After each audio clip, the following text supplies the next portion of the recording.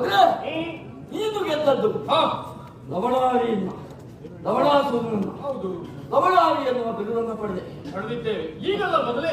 ಅದಕ್ಕೂ ಮೊದಲು ಗೆದ್ದದ್ದು ಅಮನೀಶ್ವರನ್ನ. ಹೌದು, ಬಹುತೇಕ ಹೀಗಾಗಿರ್ಬೋದು. ಹೇಗೆ? ಗಣಪತಿ ಪಾದವಿರಬೇಕು. ಓಹೋ, ಅಂದ್ರೆ ನಾನು ನೋಡ್ಲಿಲ್ಲ, ಕೇಳಿದೆ ಕಲ್ಪನೆ ತಪ್ಪಲ್ಲ. ಇರಬೇಕು ಎನ್ನುವ ಕಲ್ಪನೆ.